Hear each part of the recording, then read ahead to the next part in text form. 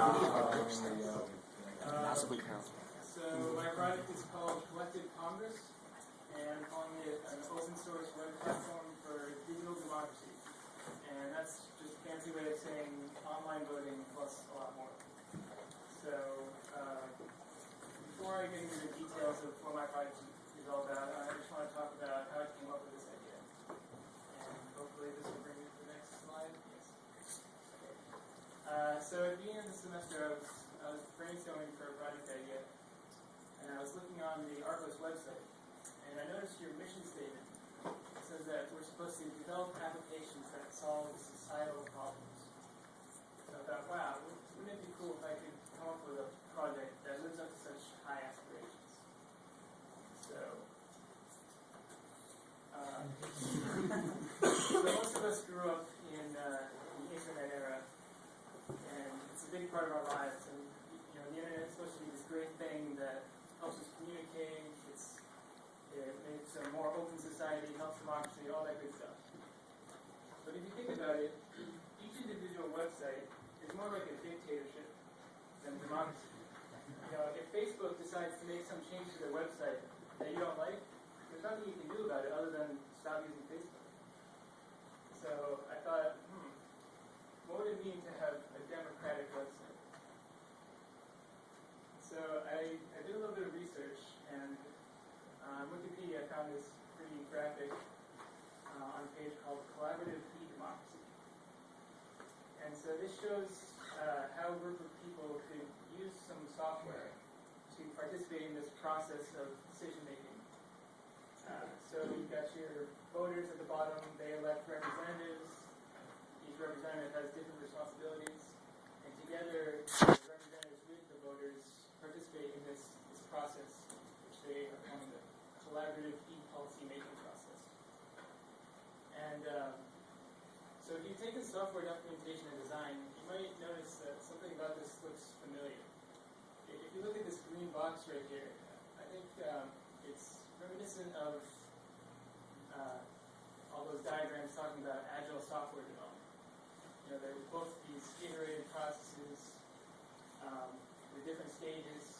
Instead of writing code, you're writing laws. Instead of testing for errors, you're testing for consensus by voting. And so I think there's actually a lot of similarity between what software developers do and what members of Congress do. Of course, one of them does it much more efficiently, but I just thought that was interesting. So now, enough intro, let me get into what this project actually is. So I'm sure you've all voted online plenty of times. There's nothing new with just online voting. But what most of these voting methods do is they let you have a vote, and then they tell you the result of the vote, and that's it.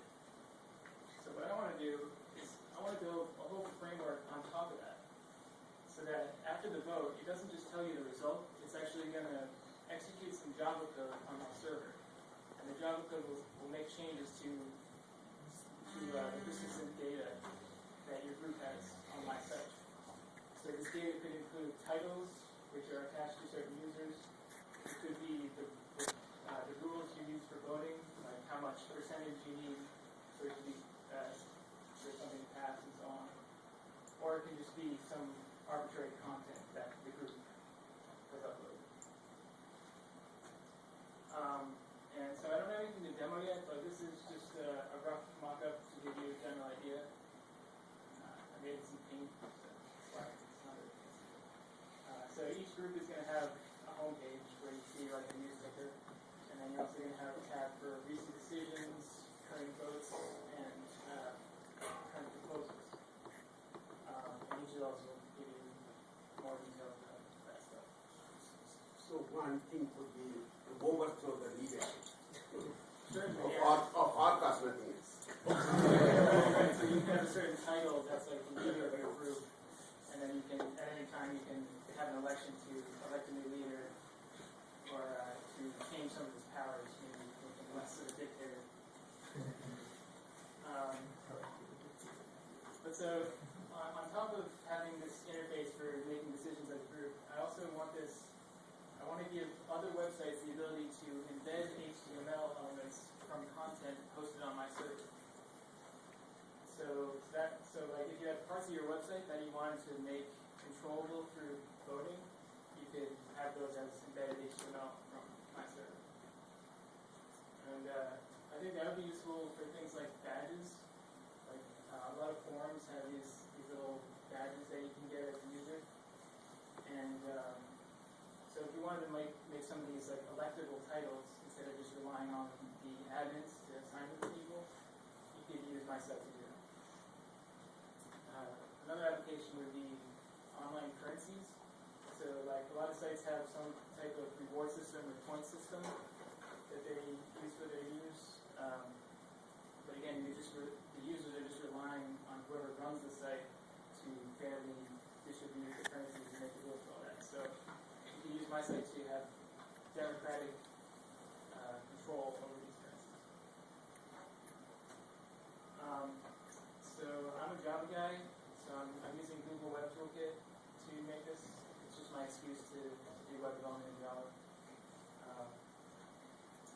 So far I've been working on an API for the actual mechanics of having votes and updating your root data. I'm trying to make this as extensible as possible, so groups can upload their own, they can write their own code and their own voting mechanisms and add that to the system.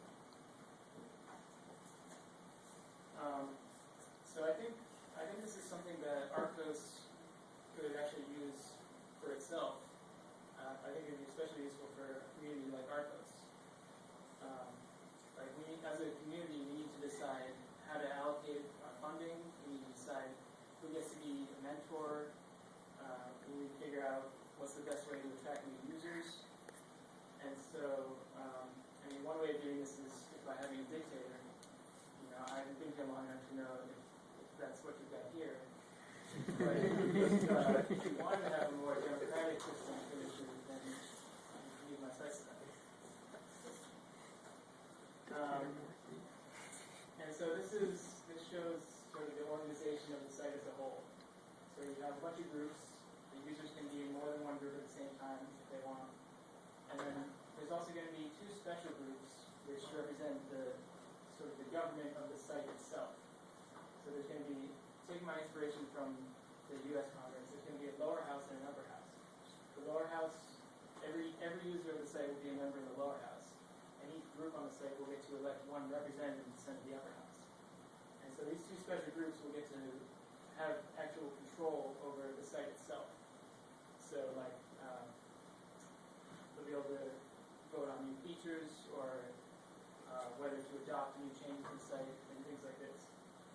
So ultimately, I want this to become sort of like an experiment where once you get enough people using it, no one person will have control over like the development of the site.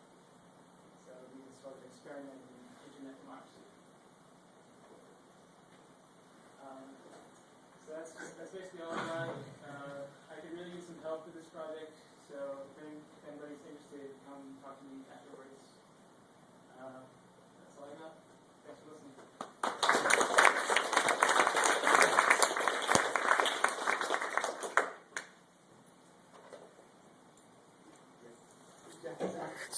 So what would you do about, I mean, like, what if somebody called for a vote that, you know, user A would be the ultimate leader of the website or something, and everybody voted on it and voted user A to be the ultimate leader? So what do you do in, like, situations like that? So whenever you set up a group, you're going to get to define, like, the initial parameters and, like, the initial, like, what titles exist and, like, what can be voted on. And so for the two special groups that run the site itself, like, initially they'll be very restricted, and I'll have sort of dictatorial power at the beginning. But I was picturing, like, gradually, as you get more users and more trust in the system, you can, I would open it up to giving the users more control. But, like, when you set up your own group, if you want, you can have it be much less restricted. So something like that could happen pretty easily if you set up a group with its own parameters. Just kind of like going off that concept, like I like the idea of a democracy, obviously as Americans, but what if like a bunch of rogue users come in and like, can they take over your site by voting you out of your own website? You know what I'm saying? Or you can set up restrictions for the membership of the group, so you can make it like invite only if you want. Other than that, there's like when you're letting somebody in your group, you're giving them by definition some control over your group. So you just have to make sure you're only letting people in your group that you want. What if the opposite of that happens? You get a giant user base and, people hate change. So what if they all just vote no to everything? Right? Because, look at Facebook. When Facebook came out with Facebook 2.0, everyone I talked to hated it. And I'm sure that wouldn't have passed. So how do you make changes of that magnitude? Well, if you want to maintain control over your group, like even in the event that your users are all against you, you just have to give yourself the power to do that. So you just have to like make up a dictator-like title and do that to yourself. And people can kind of say, too bad, this is how I want it. Does that defeat the whole purpose of your system? No. Well, if what you said is common, like if it's common for users to be wrong about what's best for their site, then I'll admit it. My site doesn't have much value, but I think in most cases the users will know what's best for the site. So what sort of security do you have on voting? Because I'm imagining, we're all here at RCOS, right? And we have a fair number of people who probably know how to run a Wi-Fi sniffer. And you don't want somebody to just grab everybody else's passwords and, oh, funny that, how those last 3 votes all came out unanimous, that sort of thing. So what are you doing to prevent that? Well, that's definitely going to be important. Like I said, I'm a Java guy. I don't have that much web development experience, so I really don't know how I'm going to ensure security, which is why I like to have some help with this, so maybe somebody can know more about that. Not about that. If not, I'll figure it out. So I think like one of the reasons that a lot of people obey laws is because they're enforced. Like there's cops that will snap you if you like rob a bank or something. To what extent? So if you set up a parameter for like a group saying that like, all right, I'm the supreme high overlord of this group, and anyone who like you basically can't vote me out or something. So when you set that parameter, I guess I'm wondering like how flexible are the parameters in terms of like you're running a website and like you have the luxury of code that can actually like enforce something for you versus like if a parameter or like a rule is like more generic and can't be you didn't account for that case or whatever, is there going to be like functionality for like users to police the site or something? Or yeah, that's one thing I was thinking of including eventually. So you could have something like, so you have some law, and then you have a mechanism for people to like submit, like to report offenses against the law. And then so like if enough people say yes, that person broke the law, and if enough people agree to that, then something will happen on the site, or they'll get banned. I have a couple of comments. One is you should read 10 arrows theorem on election, so that he got a Nobel Prize for that. His thesis was that benign dictator is the best form of democracy. Arrows theorem. Arrows theorem. Yes, So, but you can see that. But that other side I wanted to emphasize is we can collectively we can say that all the people in this should know certain facts. They should be Git experts, or they should be able to Java, one of the language experts or something. That will force everybody to motivate people to be experts at that, so that they can excel in some aspects of software as well as maybe good citizens. So those two are. Well, yeah, you can make like a title, like an expert title, like, and you can have people voting for those titles. In regard to arrows theorem, I'm actually pretty familiar with that. I'm taking a course right now called Internet Economics, and so we're learning all about game theory and stuff like that. The part about how no voting mechanism is compatible unless it's a dictatorship. But that's only valid for votes between more than 2 options. So if you only got 2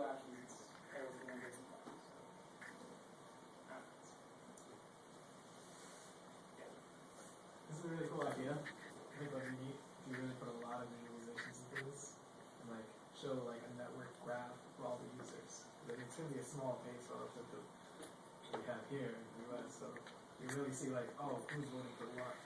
Like, what are the subgraphs of experts, let's say? See all that type of stuff. Yeah, I'd like to have a really polished front end, but got a lot of work to do for it. Jeff has a question. So I guess the question is, how much do you think you're going to accomplish in the semester? Because this is like I see it as a really large project. And what's your kind of, I guess, focus to complete in like semester sessions, I guess? So far, I've been working on sort of the back end, like the API, like I mentioned. So that's like the basic functionality is almost complete in there. But I still have to make like the whole front end, and then I have to figure out how to like store things in a data store or something. But by the end of the semester, I'm hoping to have just the basic functionality of like making a group, defining titles, defining voting parameters, posing votes, just the basic system. Stuff like embedded HTML and stuff I won't get to this semester. But I should have something to demo by the end of the semester. Who's going to be proposing the questions? Can users propose like polls? Like, I want the search bar on the left. Just, You mean for my site? Yeah. Well, eventually, yeah. That's Is that the goal? Yeah, that's the goal, is to make it as customizable as possible for voting. And then would you make it so that, let's say the users say that we want a redone website, would that be your responsibility to do it, or would you make it write itself? Well, I could make it so they could vote for like they could vote for new features or changes that they want without implementing them, and then I just be like, okay, I'll work on it eventually. Or the users themselves could write the code and say, I've written the code, here it is, and then put that to the vote. And then if that passes, I can just automatically.